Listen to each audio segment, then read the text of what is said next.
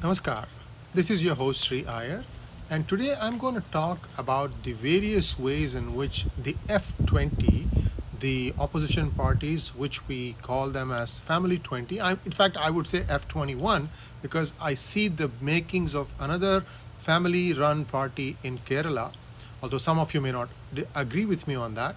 So these are using appeasement to try and shore up their vote bank. Two reasons why they want to do that. They want their minority vote bank to stay with them, and the other is to try and tell them, look, we told you we got your back, and keep the majority under the thumb. They're going to always be seeing the pressure. You guys have a free run, they do not. And to that end, what happened in Kerala? In Kerala, there were restrictions for just about every religious procession that involved the majorities. In fact, I don't know how long we can continue to call Hindus as a majority in Kerala. That is out. The jury is out on that one. But be that as it may, the fact that the minorities were given a free run, see what happened. Now, Kerala is grappling with the COVID crisis, perhaps one of the highest. So this almost always ends up in disaster. So that's the first one. The next one is the Tamil Nadu government. Hardly 100 days have passed, and these guys have really cranked up the minority appeasement.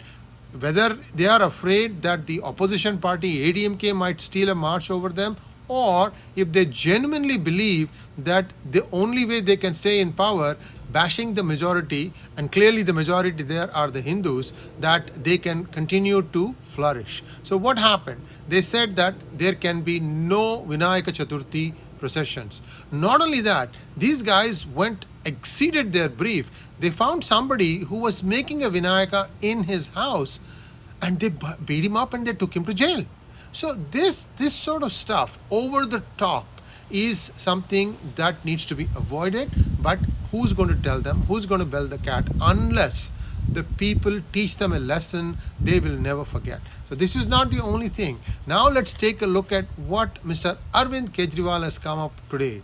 He wants no fireworks to be used in Delhi. And he will say that, oh, the pollution is very high, blah, blah, blah, this, that. You can give any number of excuses, but the underlying factor here is that he is counting on the minority vote. The minority vote of people whose citizenship is in question. Many of them are actually from Bangladesh or from Rohingya, and these people are the ones who are his voting bloc. And he's trying to appease them. First of all, this person is a chameleon. He will change colors as the occasion requires.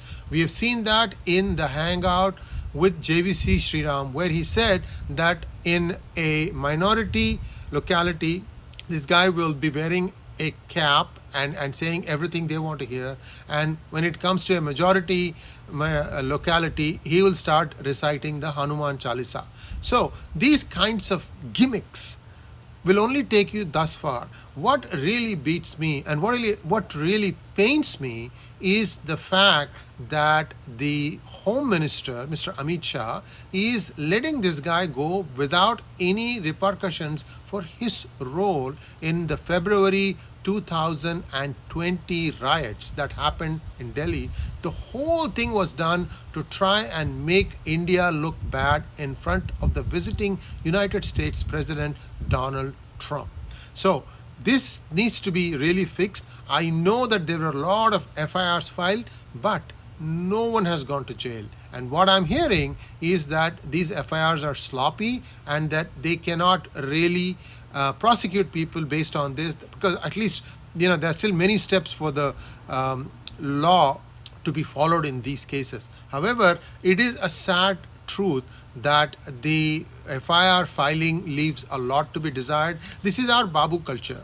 The IPS officer will never write the FIR. It will be written by some low-level clerks, low-level sub-inspector, and these people are not exactly champions of the English language or Hindi language or Tamil. You take any language. Right now, India, the education system is in the pits. So what happens is these FIRs are filed, they have a lot of factual errors, unintended, And what ends up happening is these cannot stand up in the court. So that is another problem we have. Let us look at what is happening in TMC in Bengal. You know, Mamta Didi has taken appeasement to a whole new level. So I don't even know where to begin as far as her exploits are concerned. But so what is the solution for all this? First of all, I want to tell you, you may feel good. This is for the F20 parties. You may feel good that, well, we'll continue to draw on the support of the minorities. But look what happened in Uttar Pradesh. Mr. Akhilesh Kumar Yadav, during his 5-year term, he gave a free pass for the people of his community and for the Muslims. So what happened? In 2017, he got walloped. That's the only word I can use. And the rest of the communities knew that they couldn't lay a finger on these two, and these people had a free ride. They really, really ran the state ragged. They could do whatever they want. In fact, even now, DMK has already started to stomp their feet about. They started demanding things. Their workers go to stores, but they don't want to pay for the things that they get from there. This is total anarchy, and this is only go up, I'm afraid, unless the police starts acting, saying a crime is a crime and it doesn't matter which party the person who's committing the crime belongs to. So long story short, this F20 gimmick is not going to pay them dividends at the polls. It will work only for a short while. What is happening in Tamil Nadu? In Tamil Nadu, we have a new dynamic BJP president, Annamalai, and he is not wasting a moment. He is taking the ruling party head on. He is criticizing them, and he is asking questions in a way that they are not able to answer. So, but the problem here for the BJP is, in order for them to start chalking up seats in the assembly, they need to have booth strength. What is booth strength? Booth strength is in every booth that will possibly be there in the state of Tamil Nadu. They need people who are from the local area, who can identify who's a legal voter, who's not a legal voter, who's a resident who has lived in that area and who is not. If you don't do that, unfortunately, there are too many holes, bigger, well-entrenched parties to exploit. Unless Mr. Annamalai fixes this challenge at the ground level, at the booth level, BJP will have a hard time.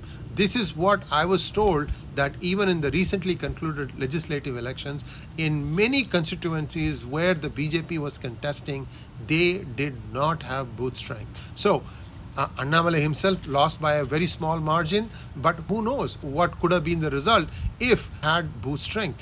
There are many other things that come into play when you are contesting election, but the fact remains that booth strength with local inhabitants who belong to the party, who can know, who can detect a genuine person from somebody who is just there to cast the vote, is extremely important. Thanks for watching. Do like, share and subscribe. Namaskar.